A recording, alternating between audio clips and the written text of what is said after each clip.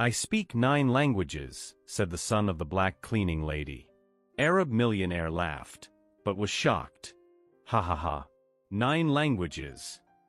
Hassan al-Mansuri's laughter echoed through the Manhattan penthouse office like the roar of a predator amused by its prey. "Kid, you can barely speak English." David Johnson, just 14 years old, stood in the luxurious office holding a worn public school backpack, his eyes steady in contrast to the humiliation burning his cheeks. Beside him, his mother Grace Johnson, 42, held the cleaning bucket with trembling hands, knowing she had made a terrible mistake in bringing her son to work. Hassan al-Mansuri, a 48-year-old oil tycoon and owner of a $3.5 billion empire, was having the best day of fun he'd had in weeks. This black kid, the son of his cleaning lady, had just claimed he spoke 9 languages when Hassan doubted he could read an entire book in English. "David, please apologize to Mr. al-Mansuri," Grace whispered, her voice heavy with years of submission and fear of losing the job that supported her 2 children on her own. "No need to apologize," Hassan said, enjoying himself even more. "I want to hear more of this fantasy. Tell me, boy wonder, what are these 9 languages you speak?" David took a deep breath. At 14, he had already learned that the world judged people like him and his mother before even getting to know them. Son of a cleaning lady, black, living in the Bronx, all labels that men like Hassan used to justify their contempt. English, Spanish, French, German, Arabic, Mandarin, Russian, Italian, and Portuguese, David replied calmly, each word spoken with a clarity that made Hassan stop laughing for a second. "Liar," Hassan declared, returning to his Italian marble desk. "Grace, your son has serious fantasy issues. Maybe you should take him to a psychiatrist instead of bringing him here." Grace lowered her head, feeling the weight of familiar humiliation. For 5 years, she had cleaned that office, endured derogatory comments, and accepted low wages because she needed that job. But seeing her son, her bright and determined David, being ridiculed in this way was a pain that cut deeper than any personal insult. "Mom," David said softly, touching her arm, "it's okay." Hassan watched the interaction with a cruel smile. He loved these moments of absolute power, when he could remind people of their place in the social hierarchy. He had built his empire not only through business acumen, but through a calculated cruelty that destroyed anyone who dared to question him. "You know what I think, Grace?" Hassan leaned back in his $15,000 leather chair. "I think your son is jealous of my executive's children, who attend expensive private schools, so he makes up these fantasies to feel special." "Sir," David interrupted, his voice still calm but laden with a dignity that surprised Hassan. "Do you speak Arabic?" Hassan frowned. "Of course I do, it's my native language." "Then you would understand if I said, Ana atakalam tizay lughat, war esayus batolaka hadihi al-hakika." The silence that followed was deafening. Hassan stared at David, processing the perfect words in classical Arabic he had just heard. This wasn't the basic Arabic that any tourist could memorize. It was a complex structure with advanced grammar and impeccable pronunciation. Grace looked between her son and Hassan, sensing that something had changed in the air, but not understanding what David had said. Where did you learn that?" Hassan asked, genuinely confused for the first time in years. David smiled for the first time since he had entered that office. "At the public library, sir. They have free language programs every afternoon." Hassan felt something strange stirring in his chest, a mixture of surprise and something that could be respect? No, that was impossible. He was just a kid who had memorized a few phrases. "Anyone can memorize a phrase," Hassan said, trying to regain control. "That doesn't mean you speak the language." "You're right, sir," David agreed. "That's why I brought this." David opened his worn backpack and pulled out a document that made Hassan choke. It was an official certificate of proficiency in multiple languages issued by Columbia University, with grades indicating fluency in all 9 languages David had mentioned. That's fake," Hassan stammered, but his voice no longer carried the same conviction. David took out another piece of paper. This is my certificate from the Advanced Linguistics program at the Municipal Library. And this is from the online simultaneous translation course I finished last month. Hassan took the documents with trembling hands. They were all authentic, all stamped and signed by reputable institutions. This 14-year-old kid, the son of his cleaning lady, had achieved a level of education that rivaled professional diplomats. How? Was all Hassan could whisper. What Hassan didn't know was that David Johnson had a secret much bigger than simply speaking 9 languages. And that secret was about to destroy everything Hassan thought he knew about intelligence, merit, and the true value of people. If you're curious to find out how a 14-year-old boy managed to outsmart a billionaire and want to know what devastating secret he was still hiding, don't forget to subscribe to the channel. What Hassan didn't realize was that David hadn't shown up at that office by chance. For months, he had been planning this moment, gathering information and preparing a demonstration that would not only change Hassan's perception of him, but reveal a truth about Hassan himself that would destroy everything the billionaire thought he knew about himself. Hassan examined the certificates for several minutes, desperately searching for some evidence of forgery. But the more he looked, the more his arrogance turned into something close to panic. The signatures were authentic, the stamps official, the dates consistent with a 3-year academic progression. That still doesn't prove anything, Hassan muttered, more to himself than to David. Anyone can take online courses. You're right, David agreed with a calmness that made Hassan even more uncomfortable. That's why I brought this. David took a tablet out of his backpack and opened a video chat app. Within seconds, the screen showed an Asian woman in an academic office. Professor Chen, David said in perfect Mandarin, could you confirm to Mr. Al-Mansuri my performance in your business translation course? The woman on the screen replied in rapid, fluent Mandarin. Hassan didn't understand a word, but he could hear the natural flow of the conversation, the complexity of the grammatical structures, the ease with which David moved between different linguistic registers. Mr. Al-Mansuri, the professor switched to English. David has been my best student in 15 years of teaching. At 14, he is fluent in Mandarin like a native of Beijing. He is extraordinary. Hassan hung up abruptly, his hands shaking slightly. Grace, he said, his voice strangely hoarse, did you know this? Grace shook her head, still processing what was happening. David has always been smart, sir, but I didn't know he. 3 years, David interrupted softly. I started when I was 11. My mom was working 2 jobs to pay for my private school, but she lost her second job because of the pandemic. When I went back to public school, the classes were too easy, so I decided to use my free time for something useful. Hassan felt a knot in his stomach. While his own children attended the most expensive schools in New York with private tutors paid by the hour, this boy had surpassed any education money could by using only public libraries and determination. But why languages? Hassan asked, genuinely curious for the first time. Because I wanted to understand the world, David replied simply. And because I realized that when you speak to people in their language, they stop seeing you as a stranger and start seeing you as a human being. The observation hit Hassan like a punch in the stomach. For years, he had used his Arab background as an excuse to keep his distance from American employees, citing cultural differences when the truth was simply arrogance. David, Hassan said slowly, you're 14 years old. That's impossible. Sir, David smiled for the first time since he had arrived. The impossible is just the possible that hasn't happened yet.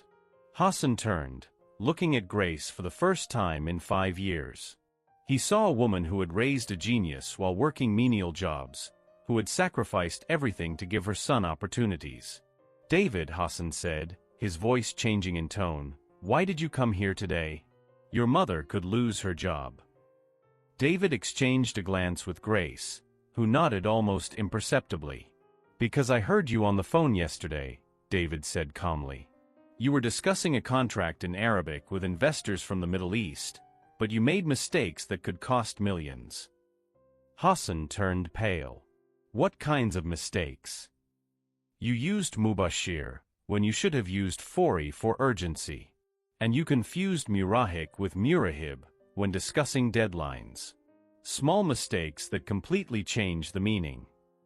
Hassan sat down heavily. Those investors had seemed confused during the call, but he had attributed it to connection problems. In fact, his linguistic blunders had nearly sabotaged a $50 million deal. How did you know I was making mistakes? Hassan asked. Because I've been studying business Arabic for 2 years, David replied. It's my specialty. Hassan looked at David with new eyes. This kid was an expert in international business communication at the age of 14. David, Hassan said slowly, you saved my business without me knowing it. Actually, David said, pulling another document from his backpack, I did more than that. Hassan took the paper. It was a detailed proposal for restructuring the company's international communications, identifying linguistic flaws that had cost them contracts and suggesting specific solutions. You analyzed my company? Hassan whispered. Just public communications, David explained. Press releases, transcripts, online documents. I found patterns of mistakes that explain lost business. Hassan read it twice. It was brilliant, detailed, and worth hundreds of millions in recovered contracts. Why did you do that? Hassan asked, confused. David took a deep breath. Because I wanted to show you that value isn't about your parents' money. It's about what you can contribute. Hassan felt something break inside him. For years, he had assumed that success was hereditary, that intelligence was a class privilege. This kid had completely shattered that belief. Hassan al-Mansuri, David said, using his full name for the first time. Can I ask you a question? Hassan nodded. If a kid like me can do this using public libraries, what could other young people like me do with the same opportunities your kids have? The question hung in the air like a bomb about to explode. Hassan didn't know that David's demonstration was just the warm-up. Because hidden in that beat-up backpack was a recording that would prove that Hassan had lost million-dollar contracts not because of linguistic incompetence, but because of something much worse, and David was about to use that evidence in a way that would forever change the balance of power in that office. Hassan was processing David's devastating question when the boy pulled one last item from his backpack, a small digital recorder that made the billionaire's blood run cold. Before I answer your question, David said calmly, I need to show you something. David pressed play. Hassan's unmistakable voice filled the office. These black Americans are all the same, lazy, uneducated, always blaming others for their failures. That's why I only hire Arabs and whites for important positions. Grace covered her mouth in horror. Hassan turned pale. Where did you record this? Hassan stammered. In the elevator last week, David replied emotionlessly. You were talking to your vice president about hiring policy. You didn't notice I was there. Hassan remembered it perfectly. He had come down with Robert Chun arguing about why they didn't promote black employees to executive positions. He thought they were alone. That's illegal. You can't record private conversations. Hassan exploded. New York is a unilateral consent state, David replied calmly. Completely legal.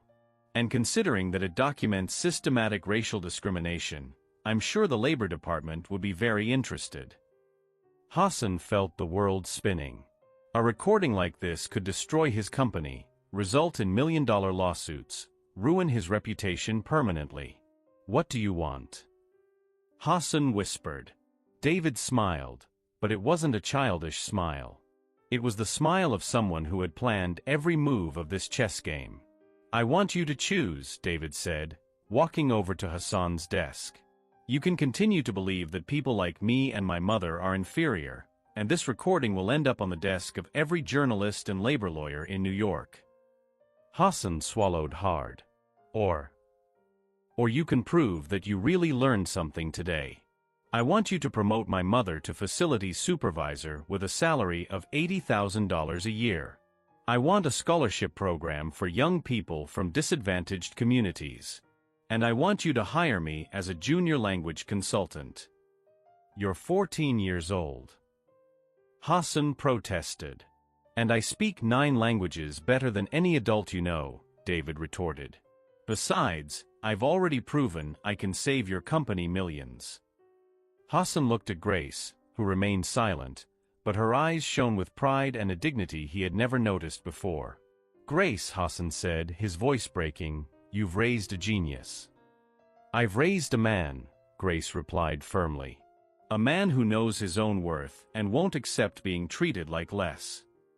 David took a contract out of his backpack. I've already prepared the terms. You have 5 minutes to decide before this recording becomes public. Hassan took the contract with trembling hands. It was detailed, professional, and included clauses that protected both David and Grace from future retaliation. The boy had thought of everything. How do I know you won't release the recording even if I sign? Hassan asked. Because unlike you, David said, looking Hassan straight in the eye, I believe in giving second chances to people who genuinely want to change. Hassan reread the contract. The demands were fair, even conservative considering the value David could add to the company. But signing meant admitting he had been wrong about everything. What if I don't sign? Hassan asked, already knowing the answer. David took out his cell phone. This recording will go to the New York Times, CNN, and the Attorney General's office in exactly, he looked at his watch, 3 minutes and 40 seconds. You're blackmailing me, Hassan said. I'm offering you justice, David corrected. You've spent years benefiting from an unjust system. Now you have the chance to be part of the solution. Hassan looked out the window at Manhattan, the city he had conquered through a mixture of intelligence and ruthless cruelty. But this kid had just outdone him on both counts. Grace, Hassan said softly, do you accept the promotion? Grace looked at David, who nodded encouragingly. I accept, sir. Hassan picked up a solid gold pen and signed the contract. David Johnson, he said, you just taught me the most expensive and most valuable lesson of my life. What lesson? David asked.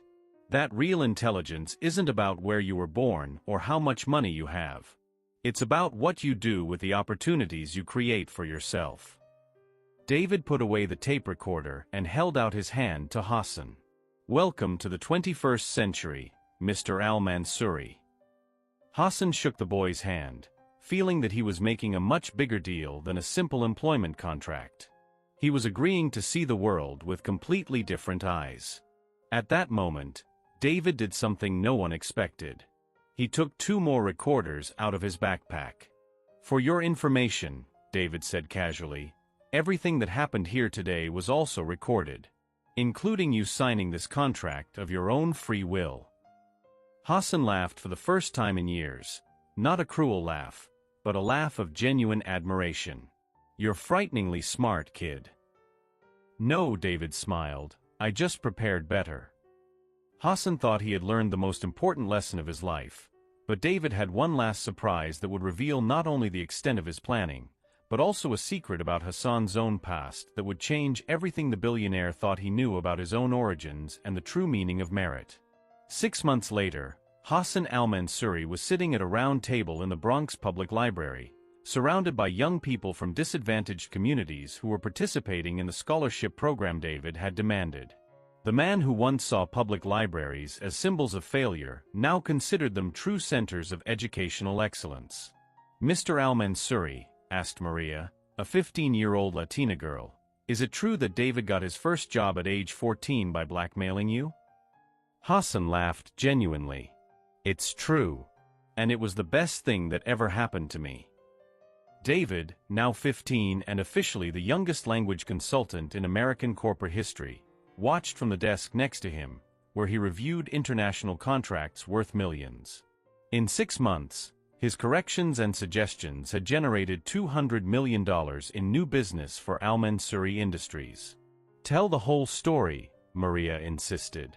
Hassan looked at Grace, who now wore elegant suits as a facilities supervisor and had become one of the most respected executives in the company. She smiled, encouraging him to continue. 6 months ago, I was a rich but miserable man, Hassan began. I thought my money made me superior to other people. Then David taught me that real intelligence has nothing to do with where you were born, but with what you do with the opportunities you create. But how did he know it would work? Asked Carlos, a 13-year-old boy who is now studying programming thanks to the program. David looked up from the contracts. Because I researched Hassan for months. I found out that he had grown up as a poor immigrant in Lebanon, arrived in the United States at age 16 without speaking English very well, and built his empire from scratch. Hassan nodded. David showed me that I had forgotten my own origins, that I had become exactly the kind of person who discriminated against me when I was young. And now? Maria asked. Now our company is the most diverse in the industry, Grace replied proudly. We hire talent based on competence, not last name or zip code. Hassan stood up and walked over to a wall displaying the certificates of the first 50 beneficiaries of the David Johnson Young Talent Program. Do you know what the greatest discovery I've ever made is? What is it? They asked in unison. That when you invest in talented people, regardless of their background, they don't just grow, they make you grow too. David closed his laptop and joined the group. Hassan al-Mansuri had every opportunity in the world, but he almost wasted the greatest one of all, the opportunity to be a decent person. What about you? Carlos asked David. Weren't you afraid of failing? Of course I was, David admitted. But my mother taught me that the biggest failure is accepting to be treated as less than you are worth. I preferred to risk everything rather than remain invisible. Hassan looked at David with genuine admiration. The most impressive thing wasn't that he spoke 9 languages or analyzed my company. It was that he had the courage to confront a powerful man knowing that it could destroy his own family's life. But you had a plan, right? Maria insisted. David smiled. Always have a plan. And always have evidence to back up your position. Grace stood up. It's time to go, David. We have a meeting with Japanese investors in an hour. Hassan turned to the young people. Want to know the best part of this story? David now makes more than I did at his age. Not through inheritance or privilege, but through sheer merit. As they walked to the company car, a Mercedes that Grace now drove as an executive, Hassan reflected on the complete transformation of his life. David, he said, I have a confession to make. What is it? You didn't just save my company. You saved my soul. David stopped walking. What do you mean? I was becoming a monster. Rich, powerful, but completely empty inside. You forced me to remember that true success is when you use your privilege to lift others up, not to tear them down. Grace kissed her son's forehead. I'm proud of you, baby. Not for the money or recognition, but for the man you're becoming. And I, Hassan added, am honored to have learned from both of you that family isn't about blood, it's about people who make you want to be better. That afternoon, during the meeting with Japanese investors, David simultaneously translated negotiations that resulted in a $500 million deal. Hassan watched, remembering the day he had mocked that same boy. After the meeting, a Forbes reporter approached them. Mr. Al-Mansuri, how does it feel to be the first billionaire CEO to have a 15-year-old advisor? Hassan smiled. I feel like I finally understand the true meaning of leadership. It's not about being the smartest person in the room, it's about recognizing and nurturing the intelligence of others. And you, David, what's your advice to other young people? David thought carefully. Never let anyone define your worth based on appearances or circumstances. Your origins don't determine your destiny. And always have evidence to back up your claims. One last question, the journalist said. Do you believe this story can inspire others? Grace replied, this story proves that when you combine talent with opportunity, and courage with preparation, there is no limit to what can happen. Hassan nodded. David taught me that true wealth is not in what you accumulate, but in what you build, and that the smartest investment you can make is in human potential. David's story proves that real intelligence knows no color, social class, or age. If this journey of courage and justice has inspired you, subscribe to the channel for more stories that show how knowledge is the only weapon that no one can take away from you. Hassan tried to use his wealth to humiliate those he considered inferior, but he discovered that he had completely underestimated the power of a brilliant, prepared mind. He learned that true power doesn't come from the money you have, but from the people you invest in, and that sometimes the greatest lesson in your life comes from those you least expect.